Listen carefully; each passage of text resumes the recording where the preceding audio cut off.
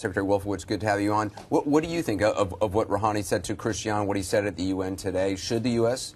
negotiate? I think we're making far too much of his words, and the words aren't terribly reassuring. He basically, in the clip you played, said we're not going to suspend uranium enrichment, which is the core issue on the nuclear issue. But let's remember, instead of focusing so much on sweet words about Iranians love Americans or whatever they actually do, and by the way, this regime is not entitled to speak for the Iranian people. It murders them on a large scale and regularly.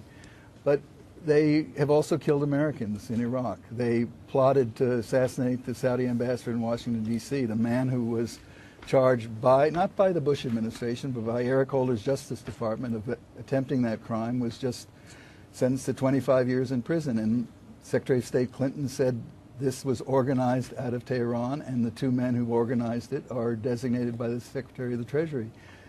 We have a lot of issues with Iran, and instead of rushing after smiles and nice words, we should be pursuing that whole agenda and not, as we did with Syria, get trapped on a single piece of it.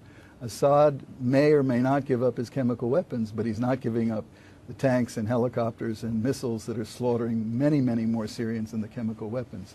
We need to keep a broad agenda, we need to be tough about it, and we need to hold them accountable for what they do, not just what they say. But Mr. Wolfowitz, Secretary Wolfowitz, what would you suggest then is the best way forward? Because you're right, they have already announced that they're not going to give up what they call their rights under the NPT, and that is the right to enrichment.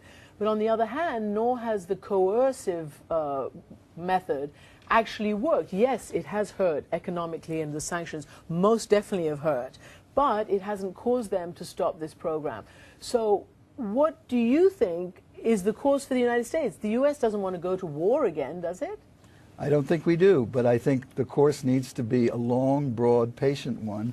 Sanctions may or may not work, but sanctions are hurting the regime. They are isolating Iran. I think they're in some political trouble at home, not deep political trouble, but some political trouble.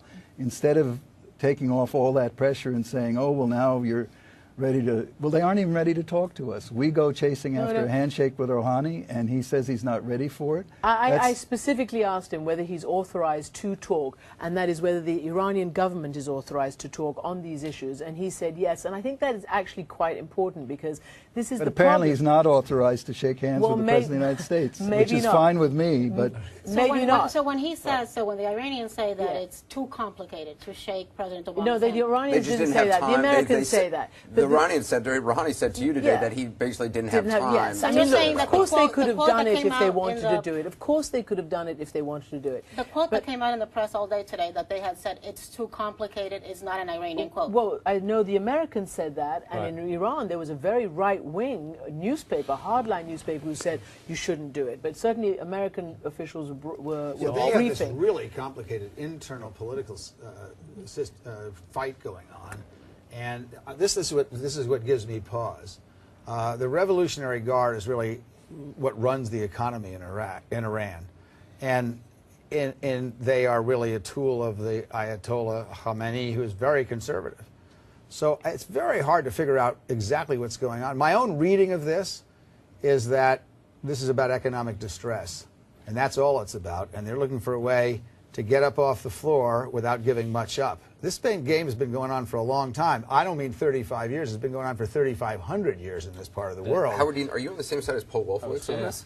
I don't know. It sounds like it. It sounds like it. That Howard Dean and Paul Wolfowitz share at least broad brush the deep, profound skepticism. Tells you a I think lot we should about I have no trouble with talking with them, but I'm skeptical.